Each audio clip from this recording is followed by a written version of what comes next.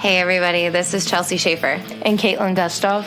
And this is The Score, the official podcast of the sport of team roping. This is the Team Roping Journal's semi-weekly podcast highlighting the team roping industry's top talents and influencers through stories that inspire and connect ropers. We sit down with ropers from the professional ranks as well as industry icons and producers to delve into topics that make the team roping world tick. This is season 2. It will feature even deeper interviews, storytelling, and issue-based coverage, and we are so excited you're here.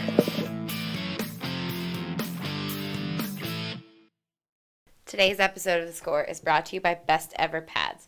They're an American product, and you'll learn more about them later in the episode. Hey everybody, happy holidays. This is Chelsea, and I'm so glad you're joining us today on The Score. Sorry if my voice is a little groggy. It's after the holidays. We had lots of guests, lots of food, so my voice is a little out of it. But today we're going to read the Arizona Evolution. This is how Arizona became the hot spot of the sport of team roping. We're just enjoying having some nice, relaxing storytelling during the holiday season. We'll be back to interviews after the new year. Hope you enjoy this episode. When 7-time world champion Clay O'Brien Cooper got his driver's license at 16, he packed up his life and headed east from his home in California. Anyone who was eaten up with swinging a rope was in Arizona, including young talents like Brett Beach and Jake Barnes, and that's just where the young champ wanted to be. Back then, the late Jim Riley was building the now famous Dynamite Arena for a private facility and for use by the local sheriff's posse for a practice facility. Open ropings were the only game in town, and some small towns and a few rodeo committees hosted jackpots year-round. We'd go to the Arizona Rope-a-thon, 10 days of team roping put on by Bill Rower in Laveen, and I could rope the junior-senior with my dad, Cooper remembered. When I got over there, there were 2 or 3 ropings a week and some amateur rodeos too. That Phoenix area had quite a bit of stuff to compete in. When I was 18, I bought my first place right off Gilbert Road. That was my headquarters. I'd go to Texas and Oklahoma in the summer, but in the winter I stayed right there in Phoenix. All the good winter rodeos were there, and they had great annual jackpots, Prescott, Kingman, and they were great in the late 70s and 80s, before I got my card. Then George Arrows started the 2-back roping, which is now the Survey, and it was a good one too. But as the team roping bug bit more and more local Arizonans and the ranchers wintering in the desert sun, Riley saw the chance to turn team roping into a business. Starting in 1973, he hosted Tuesday and Thursday practice sessions. Then after the practice, had a 2-for-10 jackpot, holding back a third of the pot for his efforts.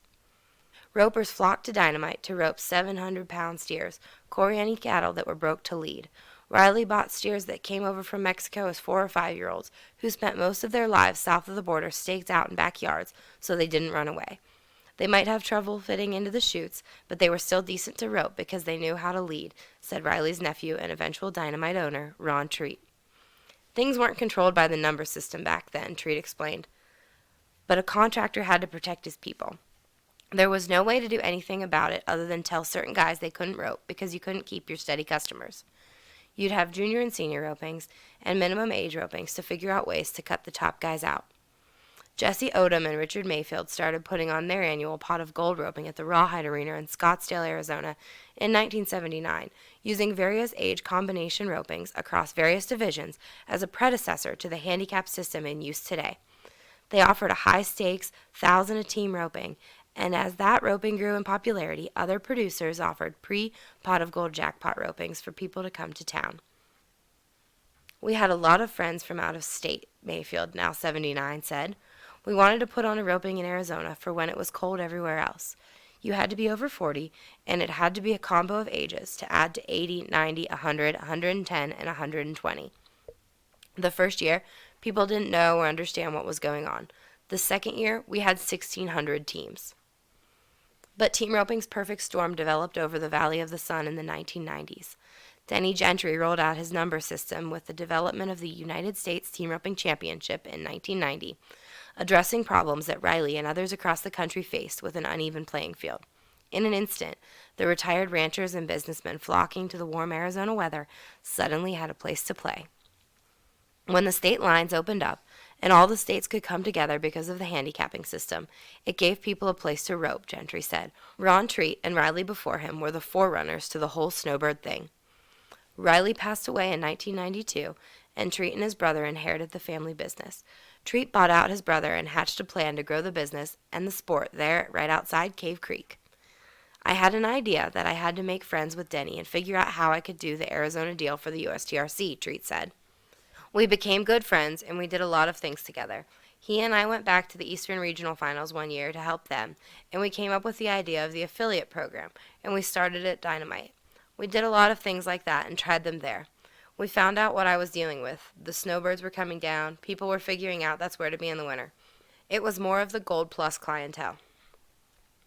Treat was a perfectionist about his productions, from the cattle he leased to the score to the numbering of ropers, and it paid dividends. He helped build the popular Lasso del Sol USTRC qualifier every New Year's in Scottsdale and the Pine Country Classic over Labor Day, drawing in ropers from across the country to play in the sun. Eventually, others took notice and added on roping after roping, anywhere they could fit an arena. We put on a great big USTRC roping, and that's what got it started, Gentry remembered of the USTRC's early days in Arizona. They thought we were crazy with that high-dollar entry fee, and it exploded the USTRC. Because there were so many people from all over, the word got out fast. Ronnie did about 5 or 6 months at Dynamite, then 3 or 4 big USTRC ropings throughout the year.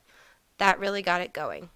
Just as Treat was taking over the reins at Dynamite and growing it into the Goliath it is today, Montana's Beaver Bird, a rancher and Indian National Finals qualifier in the calf roping, had grown sick of the cold. He had lots of brothers to help with the family ranch in Cutbank, so he picked up with his wife, Judy, and headed to Wickenburg, which at the time prided itself in its title as the Dude Ranch capital of the world. I'm going to take a minute to thank Best Ever Pads for bringing you today's episode of The Score. Best Ever Pads are a proud American product designed and made by people who pride themselves in their work. Each pad is 100% made in the USA and made to order. That includes top-grade wear leathers and spine reinforcement. Best Ever utilizes their creative expertise to provide an original, unique product that is on the cutting edge. Designed with insight and made with care, results in a top-quality product. It's Best Ever's mission to use 40-plus years of experience as cowboys and cowgirls to continue producing the highest quality, best-looking saddle pads in the Western market. It's also their goal to have the best customer service and public relations in the industry. It's hard to believe that the brand has been making pads for over 14 years now. They're looking forward to making new acquaintances and continuing their relationships with current friends and customers, and they hope to see you at a show, ranch, or arena near you. For more information, visit besteverpads.com. Bird took a job at the Wickenburg Inn, a dude ranch owned by celebrity host Merv Griffith Jr. He had lots of rancher buddies who'd also moved to Arizona, and they were all driving over an hour to Riley's Dynamite Arena in Cave Creek. They talked Merv into building an arena out there, and they started putting on ropings in 1992. Brad Smith, Beaver Bird's son-in-law, who helped him with his bookwork, said. There were good old boys who'd come rope, mostly locals. They just got bigger and bigger, but eventually the inn closed. Though the dude ranching market was shrinking, Bird knew the roping market was on the rise, so he started building Beaver's Horse World Arena on Recon Road and began putting on his ever-popular 10-draw pot, with over 40 every Tuesday and all ages every Saturday. It was just friends and your word in Wickenburg back then, Bird's daughter, Dee Dee Bird, said. Dad had lots of northern people coming to rope, friends from Montana, Oregon, Washington, Canada. They all became our great friends and family. It got to where, even though there were other producers in town, they wouldn't touch Tuesdays because that was Beaver's Day. Another Montana native by the name of Ty Yost popped down to the Wickenburg roping scene in the mid-1990s, with experience putting on ropings from Montana to the Dakotas. Yost, who'd been putting on ropings at his parents' arena since he was a freshman in college, was working in construction in the Phoenix area and needed to break in cattle for some of his northern ropings. So he started producing some jackpots at the Gilbert Rodeo Grounds in 1997. Eventually, he branched out to having popular Thursday night ropings at Dunn's Arena in Litchfield Park, and then at Wickenburg Rodeo Grounds. Back in the day, it was more of a gentleman's sport there in Arizona, Yost remembered. It was a social thing. If you went to a U.S. Roping and won $3,500, that was huge. After a decade of putting on jackpots and building a following at Dunn's, one fateful trip to fencing contractor Ty Grantham's Wickenburg shop changed the course of Arizona team roping. Ty and I really didn't know each other then, Yost remembered. I had just moved to Wickenburg, and he drove me down to look at a field that would become Rancho Rio. It was a steep entryway, and the weeds were over the hood of the truck. And he just said, let's put a roping arena here. I saw that opportunity, Grantham added. And if you're going to do it, you go into business with the best, and that was Ty Yost. That was 2010, and Yost and Grantham, with the backing of friend Bob Crosswaith, went to work clearing the property for Rancho Rio. In 2011, the crown jewel of Arizona team roping opened its gates, hosting events as part of Yost's National Team Roping Tour and the World Series of Team Roping Qualifiers, as well as barrel races and other outside events. It's evolved to more of a professional jackpotting scene, Yost said. We see more of the gamblers turn out. You'll have ropings with 60 teams that pay $8,000. Denny Gentry changed the whole landscape. Rancho Rio now hosts 27,000 teams annually, with some 60 ropings scheduled in December alone. Its success has helped usher in a golden age of roping in Wickenburg, while Dynamite Arena, now also under the ownership of Yost Events, hosts another 25,000 teams over its 4.5-month season. Both arenas, like most in Arizona, cater to the 50 and up age group and host specialty ropings throughout the season. The Wickenburg Chamber of Commerce says that the city has 10,000 residents a year, swelling to 14,500 in the winter months, many of them team ropers, with even more traveling in and out of the city thanks to Rancho Rio and other arenas popping up every year.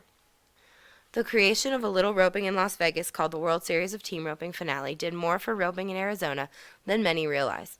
Thousands of ropers annually migrate across the Southwest from Texas through New Mexico and Arizona and on to Vegas, allowing for an explosion in jackpotting along the way.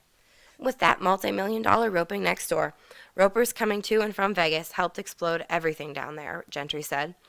Now all those guys are coming through the greater Phoenix area on their way to Las Vegas, driving that market even more. They're giving away $1 million the week before the finale alone.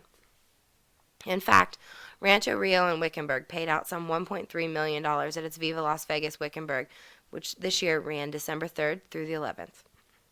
Editor's note, this story is from 2018, so that number is a little low and those dates are just a little off. The forces of supply and demand work their wonders on the team roping market, and year after year, new arenas and new producers roll out the red carpet for ropers with hopes of striking it rich. Every year, there are 10 or 15 new arenas that pop up, and every year, there are just as many that go broke, Gentry said. People think it's easy pickings, but the ropers are loyal to certain arenas and producers. Yost has proved his staying power and acquired Dynamite Arena in 2018 from Brian Beaver and Cammy and Darren Peterson, giving his Yost Events a huge share of the Arizona market. His NTR finals, held in early March and paired with the horse sale at Rancho Rio, have increased Yost and Grantham's brand value even more. The season down here is getting longer and longer, Yost said. Our NTR finals used to be in February, and now ropers are staying to go to them in March. People get a taste of the weather, and some are coming down in October. It's just something great to be a part of. Well, that's our story today, folks. Thank you again for listening, and we cannot wait to be back with you next week. Remember, Best Ever Pads sponsored this episode of The Score. You can find them on Instagram and Facebook at Best Ever Pads, and online at besteverpads.com. To call their office and place an order, it's 805-528-8009.